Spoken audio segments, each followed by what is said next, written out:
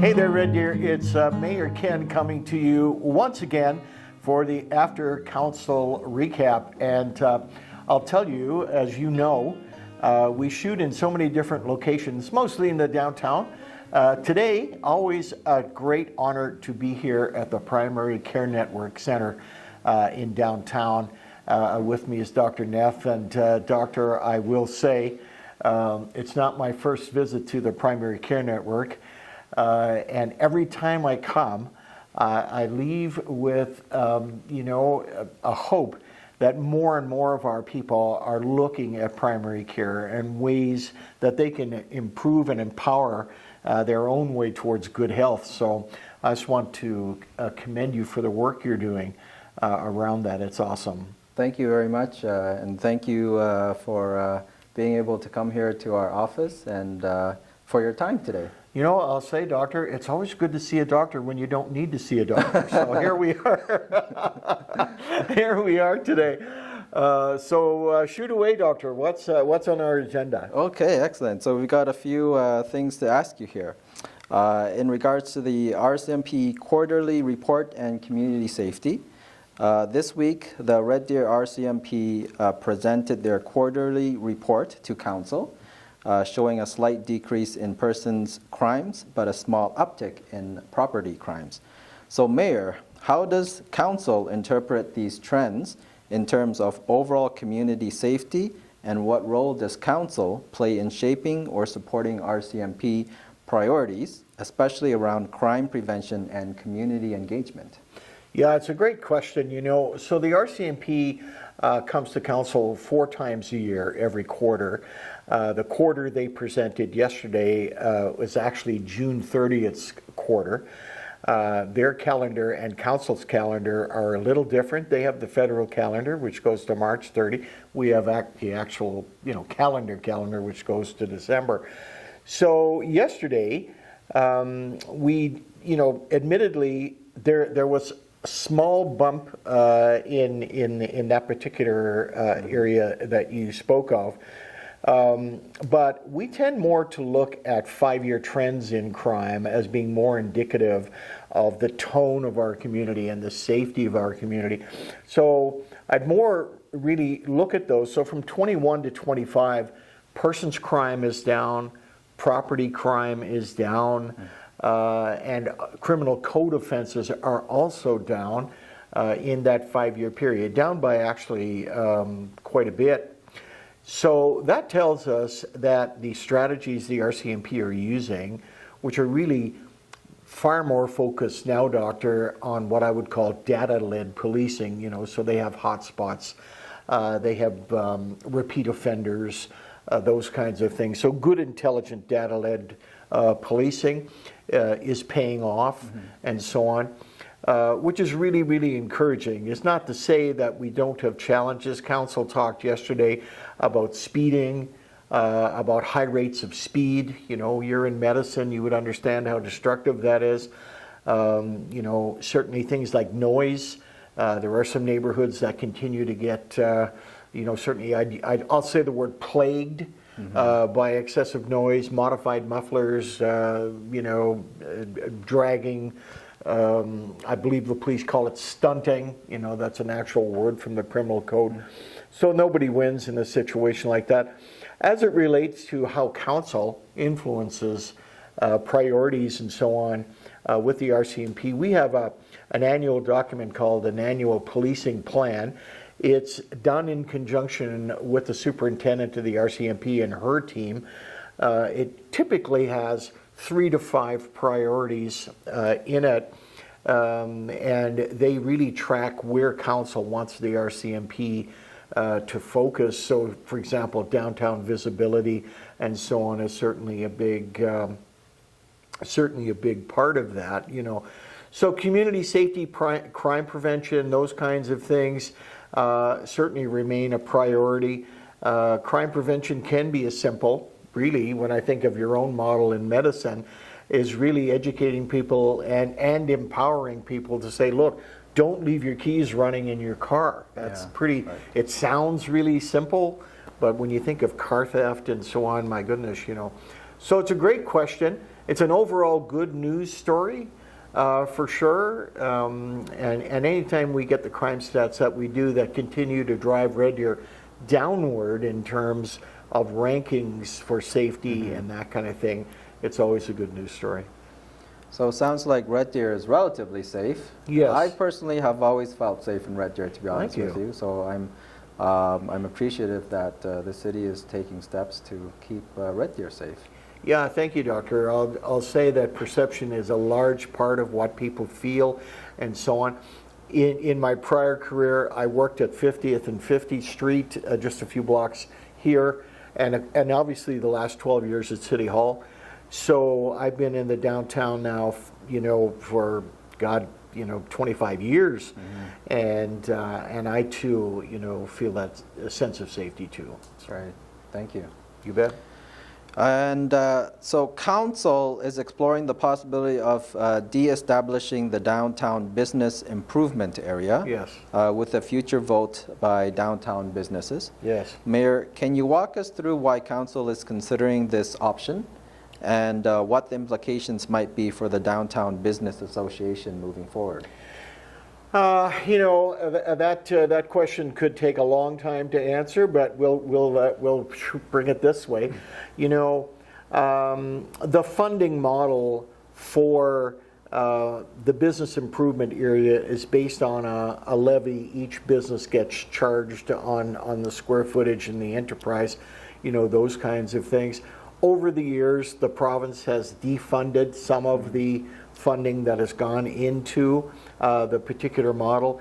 It put the DBA, or the Downtown Business Association, in a difficult financial situation last year. They're drawing on the reserves more and more to be solvent and so on, do the work that council has contracted them to do. So we struck a downtown governance committee to look at how the downtown itself should be managed from a governance perspective and should be managed from a revenue perspective if we were going to continue to promote it in the way that we do. The conclusions on that were consideration should be given to incorporating downtown as a larger neighborhood than strictly the boundary of what's called the BIA now. That's a fairly small boundary. It was set over 20 years ago. The complicating factor, if you will, is that if you decide to terminate the BIA, which is what council is proposing from yesterday, that also materially impacts the DBA, whose funding came from that business assessment area. So that's what made the vote so close yesterday. It was a 5-4 vote yesterday in council. The steps now to proceed is a bylaw will come forward to the new council. That bylaw will then be voted on by the members of the existing BIA, the business improvement area. So those members will have the outcome in their hands, but I don't think the vote would occur much before March or April next year. Okay, thanks for clarifying that. Let's move on to the Highway 2 improvements. Yes. So council passed a resolution to continue advocating for improvements to Highway 2, including widening and safety enhancements. For all of September, there were 2 meetings. Mayor, are these improvements critical for Red Deer? And what is council doing to ensure the city's priorities stay on the provincial agenda? A great question, and that issue, of course, has become far more public over the last few months. When I got involved as mayor, it was in the early, I'll say late winter, early spring, somewhere around the 1st of March. It became clear to me that we needed, a far, what I would call fundamentally better consultation approach with our public, because the plan potentially includes a land transfer, a land purchase by the province from the city, which includes a park system, the Maskbatoon Park System, and so on. And it also would have some environmental impact to the Red Deer River. So the province, I was very, very encouraged with, have been extremely cooperative here, have really gotten engaged on the consultation piece and intends to do more of it, which is great. The genesis of why we're in this situation is Highway 2 between 32nd Street and 67th Street has now become what I called in council yesterday an accidental freeway in the city of Red Deer. You know, even on Google Maps today, if you live on the east side of Red Deer and you want to get to the Hall of Fame, for example, Google Maps will take you out to Highway 2 rather than through the city's street system. So we have about 100, I think the figure that we heard yesterday is 180,000, forgive me, cars a day going through that neck of highway, and it has become a very considerable safety issue on that piece. A lot of off-ramps there. You've traveled it for sure. We've all traveled it. A lot of on-ramps, a lot of off-ramps. Almost immediately you're at the Hall of Fame. Before you even get to 67th Street, you're going down through a bridge system. All those things which further pinches the road. And a lot, let's be frank, a lot of motorists are traveling there at about 125 to 130 kilometers an hour. Not me, Red Deer. A mayor goes the speed limit. But that's a tremendous strain on that piece of highway. So the province has what I would call a fundamentally sound vision of a widening to 4 lanes on each side to alleviate that continuous on-off, slowing down to 80 to get off the ramp, all those kinds of things. It's we're fortunate that we haven't had anything more major there. So I look forward to it. It's certainly on the mayor's office radar. I have a meeting coming up with the MLAs Friday. It'll be on our agenda. Looking forward to more conversations with the minister as well. I have to admit, I am one of those people who take that stretch of the highway going to work and coming back home. I believe it. Yeah. Yeah, I'm looking forward to improvements in that stretch of the highway. You know, to your point, thank you for saying it. A lot of us do. We simply, you know, we're up at the garden center in the North End, for example, and rather than come across all the way across 67th and that, we zoop off we go and jet ourselves down to 32nd Street. I look forward to improvements in that section of the highway. For sure.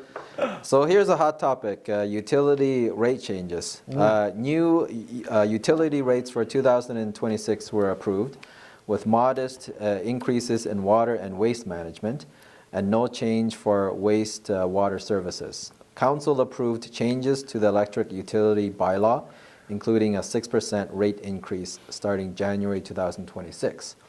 Mayor, how do these rate changes balance affordability for residents with the need to maintain critical infrastructure?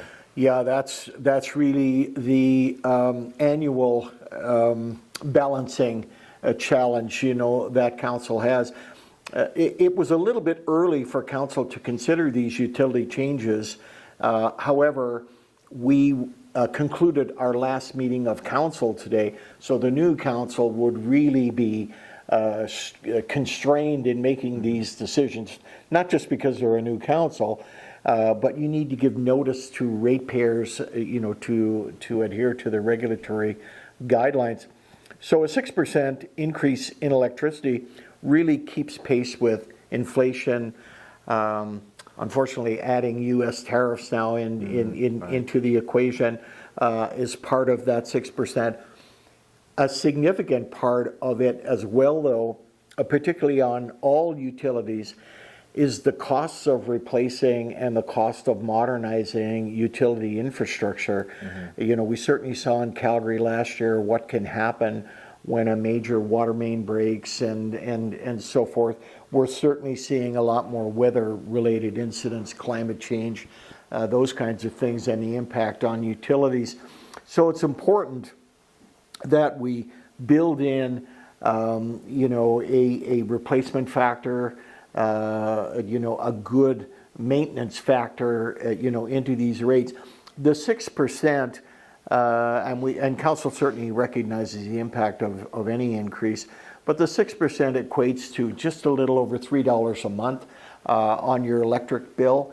Again, not minimizing it, but when you think of the reliability today, we are, in an environment where we think if we click the lights on, they'll come on, or off, they'll come on again. All those things, reliability, safety, and infrastructure, going into the future. Very similar with the water situation for sure.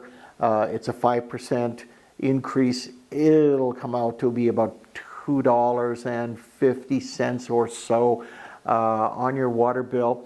I think I think we're all adapting our households in Red Deer, particularly in the last 10 years. Our water metrics are way below our targets and so on. People are getting a lot more water wise now. Maybe your lawn doesn't need it every day or so, those kinds of things. We are, I think, quite a green city when it comes to that. But same thing again, you have to make sure that infrastructure is reliable, that it's good, it's there for your kids and their kids and so on. So not a decision that council takes lightly, but it does try to balance the reality of the situation. For the past couple of years, I've got a pretty big garden, and I've tried to reduce city water use by installing a rain barrel. So that's been very helpful for us. Thank you. Dr. Nath, you bring up a great point. I have a rain barrel as well. I've had some friends who literally have them on the corners of their homes. So they have 4 rain barrels kind of thing. And a friend of mine just, 2 weeks ago, said they haven't used any city water on their gardens this year. I mean, we did have a good wet June, a decent July, early part of August. So just another way citizens can take some control over their water usage, and a $50 rebate on each barrel. I have to mention I've seen that too. I've seen that on social media. Got to mention that too. So here's a follow-up question. How does council ensure transparency and accountability when making these types of decisions? Well, certainly we use the data, that the Alberta Utilities Commission requires us to share this, with our citizens in terms of what our financial situation is, what costs are in terms of upgrading to substations, for example, or pipe systems, or those kinds of things. I share people's frustration often when they look at fixed charges versus variable charges. When we talk about rain barrels, those are variable charges. In other words, your water usage is on a pay-as-you-go basis. Fixed charges, though, are costs related to pipe networks, those kinds of things. And it's trying to get those under control while, again, providing for the health of the system. That's the real challenge. So, any of our citizens can go on our site, can see how our utilities operate, can look at the numbers, all of those things. I will say that our utility charges are around the middle of the pack for Alberta in cities as it relates to that. A large part of that is that we own and control our own utilities in Red Deer. Okay, thank you for that. So moving onwards, question that could be interesting to renters. Council approved updates to the regulations for backyard suites, Yes. with special considerations for certain neighborhoods. Mayor, what was the public feedback on this issue, and how did council weigh housing flexibility against concerns about neighborhood character? Yeah, we concluded a public hearing last night on this very issue, so this is quite recent in council's work and so on. I'm going to see if I can give you a comparator here. I don't know if the camera will pick it up, but I think a comparator. So this is a lot in one of our older neighborhoods, Parkvale, for example, Waskesiu, Mount View, that kind of thing. Typically, Doctor, it has, this might work better, it has a smaller home. Right. Typically, because these neighborhoods have been around since 1930-ish or so. What has been happening under the secondary suite guidelines, the way they were designed, is that becomes the backyard or secondary suite. Mm-hmm. So you can imagine what impact a building this size would have on the neighboring smaller homes in Parkvale and so on. So this became untenable. The size and scope and siting of these backyard suites in older neighborhoods was becoming quite an issue, quite a problem. These suites were never designed to be twice the size or magnitude of the smaller home. They were designed for way back in the, well, I guess maybe not way back, but 15 years ago, they used to be called, or they were introduced as mother-in-law suites. That has been mercifully put to bed, thank God. And we have now called them secondary suites, but they were never designed for the scope that they evolved into. And when they began to be prevalent in smaller neighborhoods, it was obvious we had to get the regulations under far better control.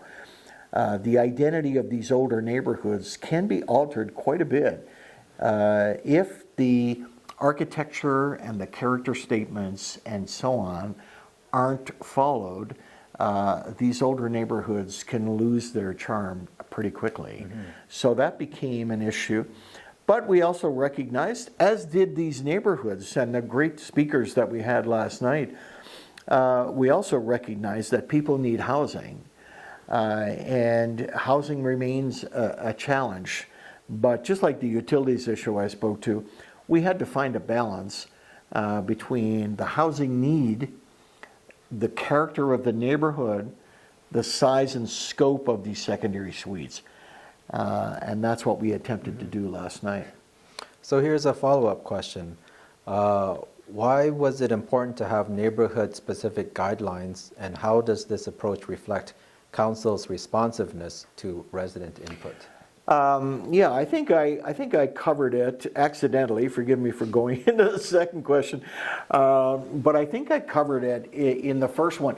You know, when the land use bylaw came to council back in July of last year, so a year ago, let's say, when it came to us, it really was designed more for the newer neighborhood than it was for, I'll say, the Parkvales and the Waskesius of the world, and so on.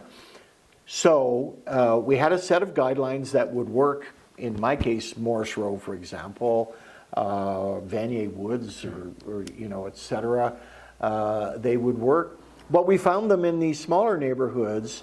They were totally incongruent with the smaller home, the 800 square foot home. I don't know what the square footage of your home is, Doctor, but an 800 square foot home is quite a small home now. Back in the day, the 1935, 1940, yep, 800 square feet, all good.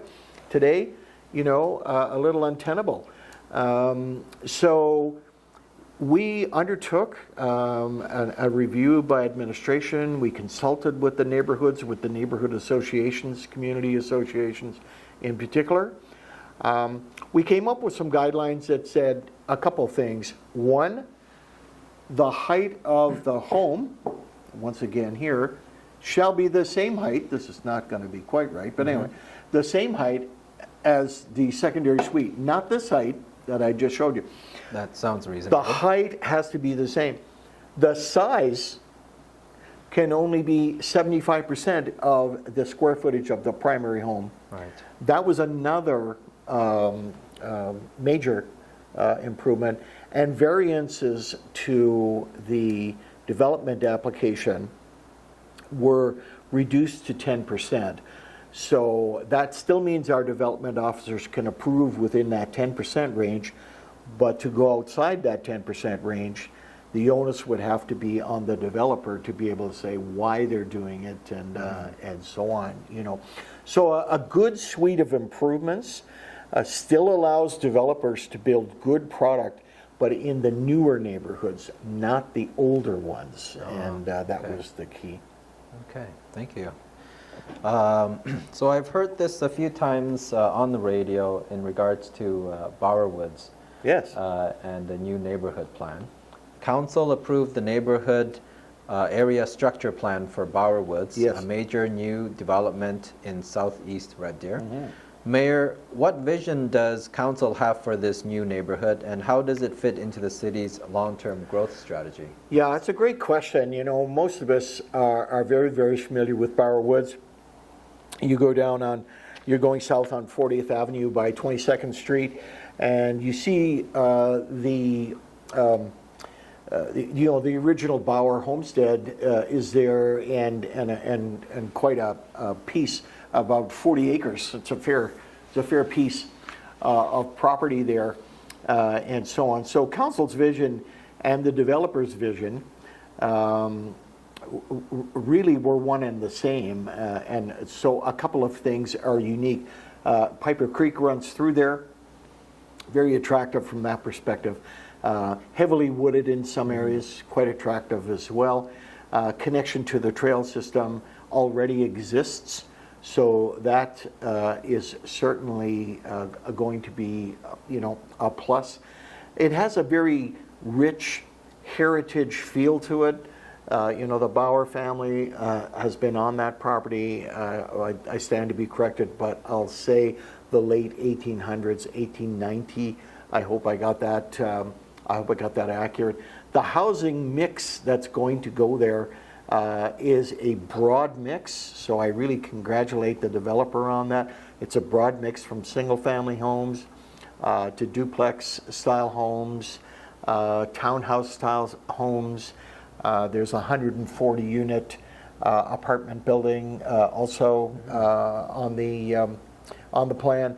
And there is what I would call a light commercial center, if you can think of, you know, a convenience store, a veterinary office, a doctor office, you know, those kinds of amenities. There will be, I would say, into the future, not obviously with this council, arguably not even with the next one, but say 5 years out, we still have to think about the Molly Bannister extension there. It still remains in the plan for Bower, but the developer was able to bring forward a plan that today does not include the Molly Bannister extension. So I think it was a win-win for everyone. It's a great structure plan. You know, I can see the commercial side of things get going in 2026, and then the actual housing starts will come in 2027. So quite exciting. It really is a beautiful area, so Yes. I'm hoping the developer would be able to preserve the Yes. natural landscape Yes. of that area. Yeah, that was certainly one of the considerations council looked at, and the developer themselves. You know, and certainly I think when we think of the legacy that the Bowers have left, you know, preserving as much natural area, you know, I really, you know, as I said, was encouraged that was a high priority. There was the need to knock out some trees, or will be knocked out some trees in the Sunnybrook area and so on. But every alternative was looked at there. But I think you're going to see the pristine nature preserved, and it will be quite, I think, an attractive place, to live. Affordable, as I say, across the scale with duplexes, townhouses, apartments, those kinds of things. I really look, I'm retiring shortly here from public life, and that'll be one of the projects I'll really get a kick out of seeing develop. Can we get the developer to plant a new tree for everyone they knock down? I'll defer that question to my good friends at Melcor, Doctor. Hopefully they can. Absolutely. So let's move on to capital budgeting reforms. Yes. So council reviewed reports on outstanding capital project commitments and is implementing changes to modernize capital budgeting. Mayor, what prompted these reforms, and how will they improve financial sustainability and project accountability? Well, what prompted it was really the one of the subcommittees of council is the audit committee, and the audit committee is charged with the financial oversight of reporting that administration brings to council. So council depends on the audit committee to be that sort of first set of eyes on where we're at. So I really commend, and council commended, Councillor Dirksen, who obviously is a member of that audit committee, who in our budget from last year said, could we get a recap of the capital projects that are still outstanding, how much needs to be funded, and sort of a broad picture of where we're at. Some of these capital projects can last 5 to 10 years. It just depends on the speed of the project, the practicalities of bringing capital projects to the table. So it was important that council was able to look at the full accounting of these capital projects. To administration's credit, we did not have any projects that were over budget, so that was a fantastic response.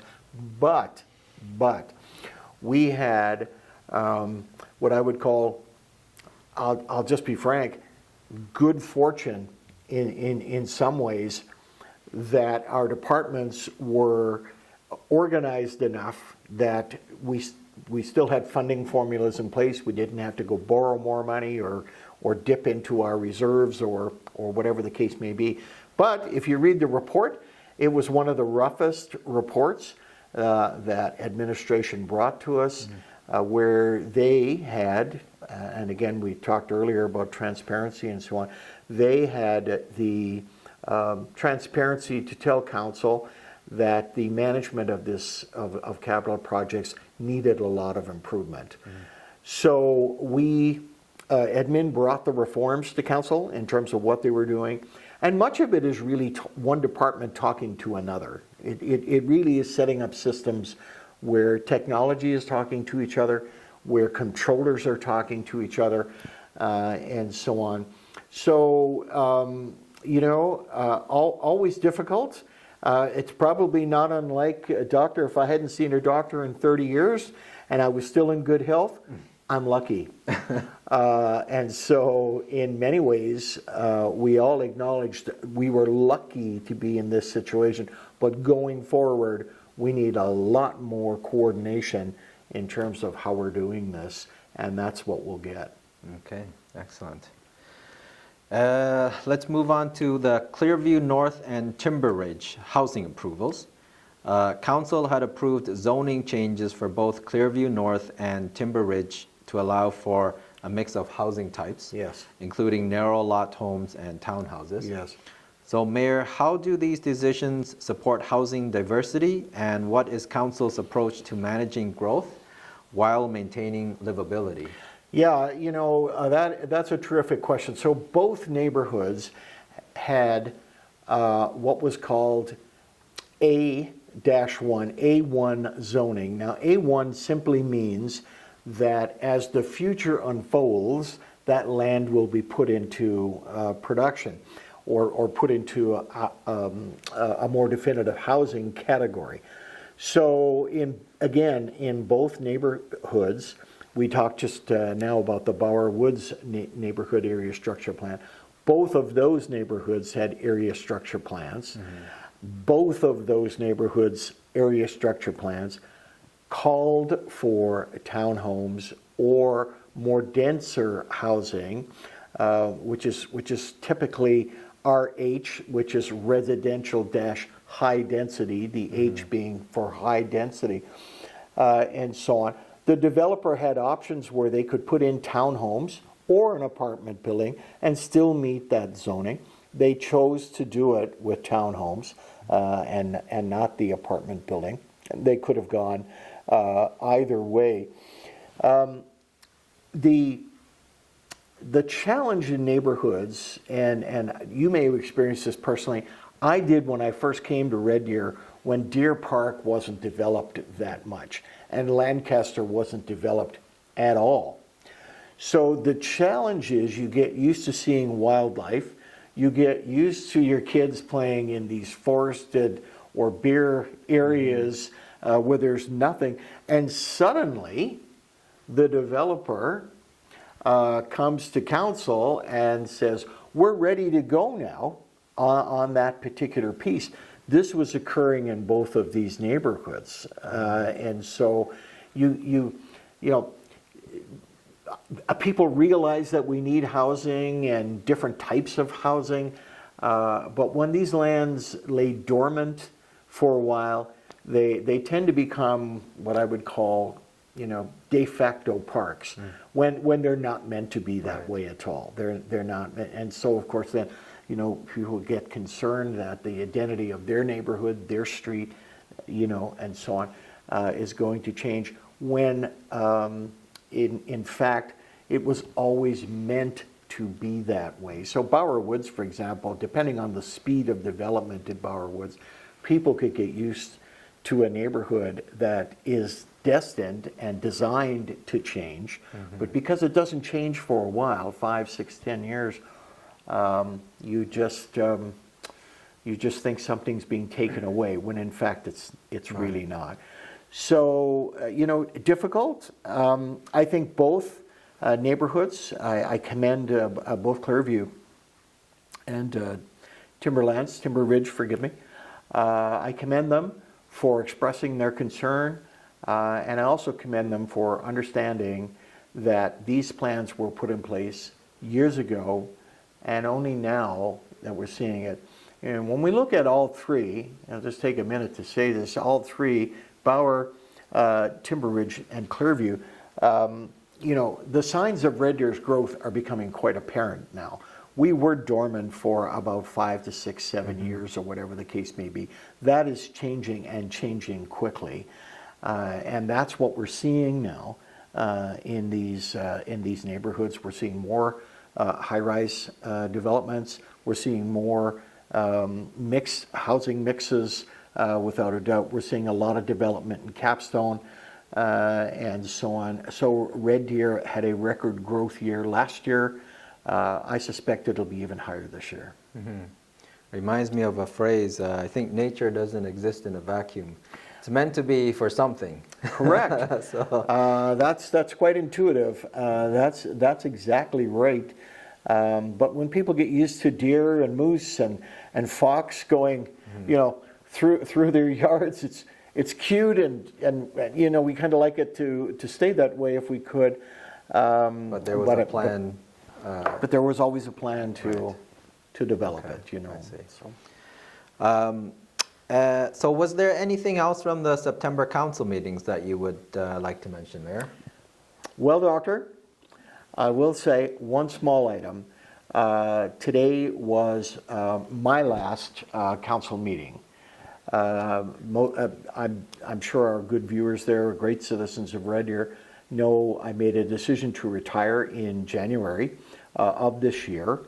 And so today I said goodbye to council, thanked them for their work, thanked them for hanging with me for the last 4 years, the great strides that we'd made, the challenges that we we faced, and all those things. And so I'll just say to our viewers out there, I'm not sure if this is our last, but probably I would say is, because there's no more council meetings, Red Deer, until the new council is elected. It's been an honor, been a privilege, Red Deer, to serve these last 12 years. And ironic that, but in a sweet way, very sweet way, that we're ending it here at the Primary Care Network, which is devoted to folks like me now that are finding their next chapter in life, and how I'm going to approach that. So thank you so much, Red Deer.